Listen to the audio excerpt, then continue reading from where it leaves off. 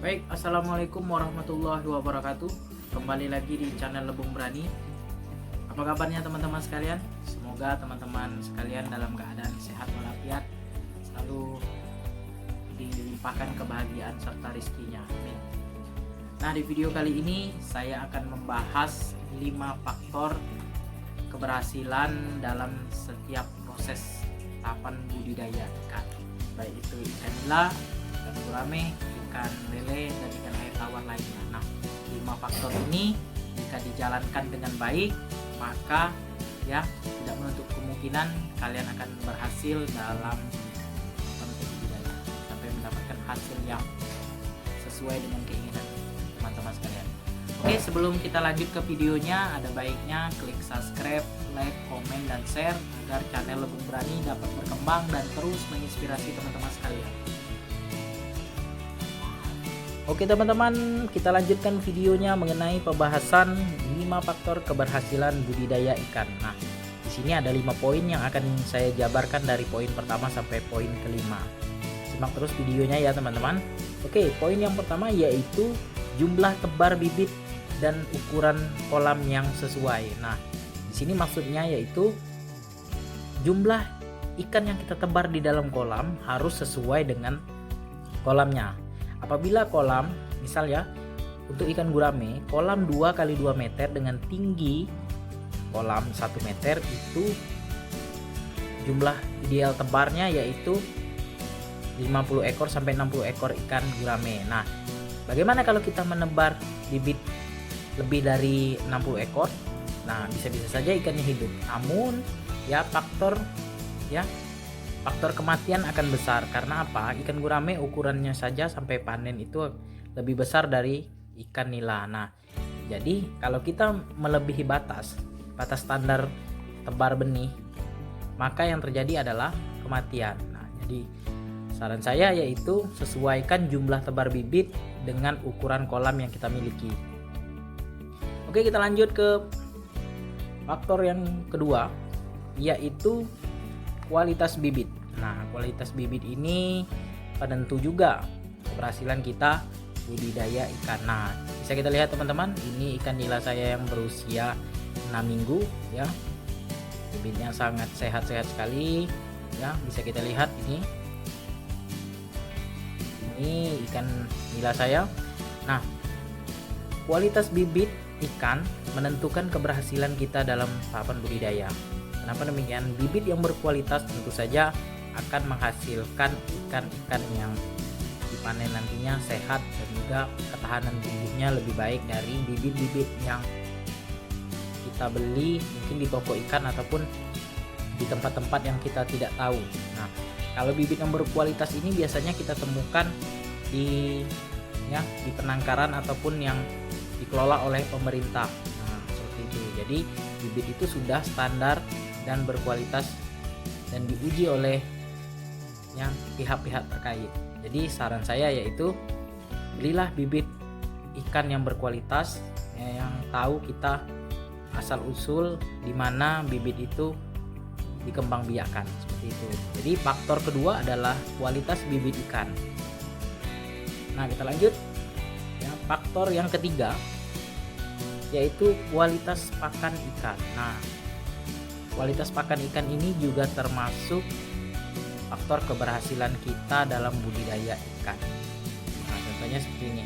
Nah, kalau kita membudidayakan ikan nila, tentu saja kita menggunakan 80% itu pakan yang terbuat dari pakan pabrikan atau pakan produksi pabrik. Nah, yaitu pelet. Nah, baik itu pelet PF1000 dan juga pelet 781. Nah, pelet ini tentu saja sebagai pakan utama dari budidaya ikan nila. Nah, kalau kita membeli atau memberikan makan ikan kita menggunakan pelet yang tidak tahu asal usulnya ataupun nutrisi yang terkandung di dalam pelet tersebut, apa yang terjadi teman-teman? Ikan kita akan mati ataupun terkena penyakit. Nah, jadi saran saya adalah di nomor 3 ini yaitu kita harus menentukan kualitas pakan. Jadi kita belilah pakan yang terjamin kualitasnya. Bagaimana ciri-ciri pakan yang berkualitas? Yaitu pakan yang kita beli dari toko-toko yang benar-benar menjual kebutuhan ikan, seperti ya toko pertanian, ya ada juga dia menjual pakan ikan, toko peternakan seperti itu ya. Toko-toko yang benar-benar memiliki sertifikat sebagai pedagang ataupun penyedia pakan resmi ikan budidaya, seperti itu. Jangan kita sembarangan membeli pakan-pakan yang tersedia ya, seperti contoh ya di toko online misalnya ya. Tapi tidak semuanya juga menjual pakan yang tidak bagus ataupun tidak baik untuk pertumbuhan ikan ya. Ada juga beberapa yang menjual ya pelet yang tidak tahu nutrisi yang terkandung di dalam pelet tersebut. Nah, ciri-ciri pelet yang tidak berkualitas yaitu harganya sangat murah dibandingkan pelet-pelet pada umumnya. Misalnya pelet PF1000 itu dijual per kilonya adalah 17.000 kalau di daerah saya.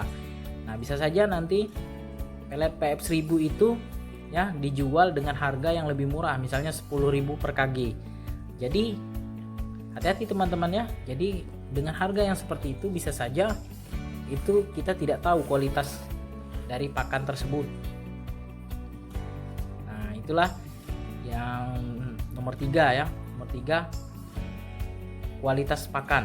Nah, kita lanjut ke pembahasan nomor 4. Nomor 4 itu adalah perawatan.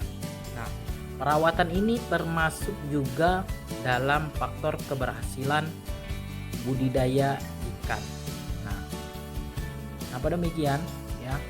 Perawatan. Kalau kita punya kolam, tentu saja agar pertumbuhan ikan kita baik, kita harus memperhatikan kolam, perawatan yang baik ya, memperhatikan kualitas air dan juga ikan yang kita pelihara.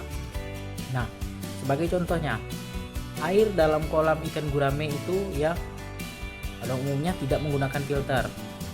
Namun, walaupun tidak menggunakan filter air, kita harus memperhatikan kualitas airnya. Perhatikan dalam artian seperti ini. Dalam 2 bulan, air ikan gurame harus diganti 50%. 50% lagi ditinggalkan di dalam kolam. Jadi, 50% air itu dibuang ya. Dibuang oleh pipa pembuangan lalu diisi kembali dengan air sumur. Seperti itu perawatan air.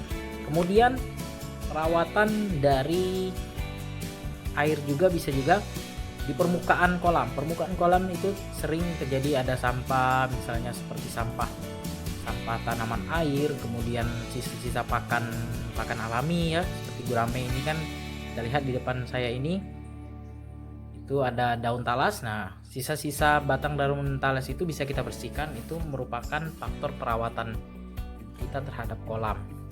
Kemudian hama. Nah, di sini hama ini juga termasuk perawatan ya.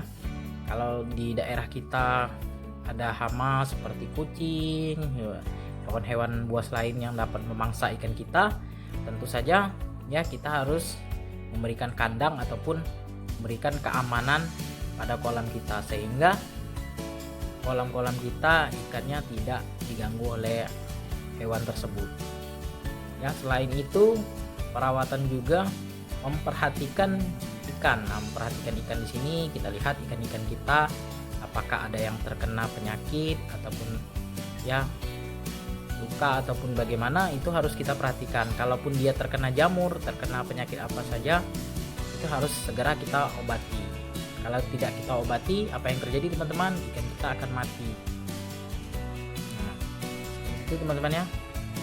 Nah, ini faktor yang terakhir ya, faktor yang kelima, yaitu niat dan ketekunan. Nah, ini adalah faktor yang paling penting dalam setiap proses tahapan budidaya ikan, yaitu niat dan ketekunan. Kita mau terjun ke dunia usaha budidaya ikan, tentu saja harus ada niat. Niat dan ketekunan harus kita kuatkan, karena dari situ itulah faktor yang paling menentukan keberhasilan kita. Kalau kita malas-malas merawat kolam, malas memperhatikan ikan, sudah itu kita kasih makannya sembarangan, sehingga apa yang terjadi teman-teman, ikan kita akan mati. Nah, itu saja mengenai pembahasan kita teman-teman ya, 5 faktor keberhasilan budidaya ikan. Nah, yang pertama tadi adalah ukuran kolam dan jumlah tebar bibit yang sesuai. Yang kedua, kualitas bibit ikan.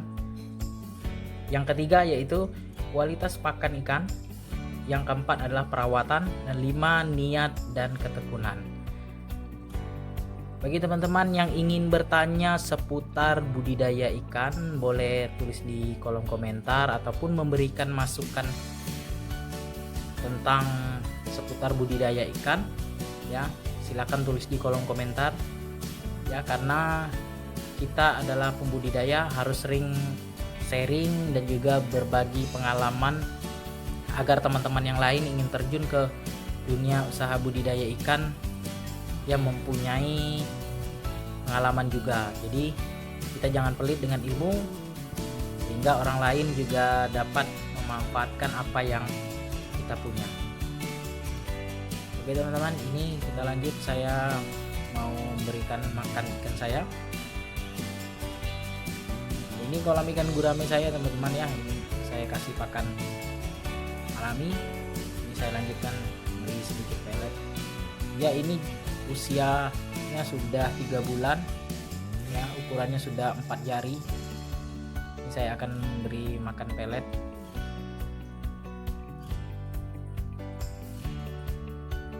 Ini teman-teman, tanaman airnya sudah mulai menumpuk, nanti akan saya bersihkan.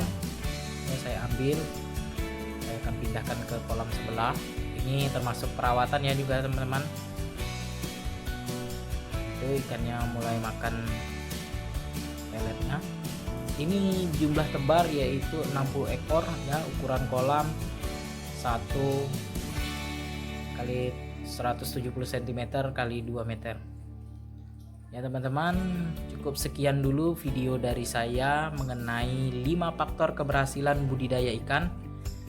Jangan lupa klik subscribe, like, komen, dan share agar channel Lebung Berani dapat berkembang dan terus menginspirasi teman-teman sekalian. Terima kasih.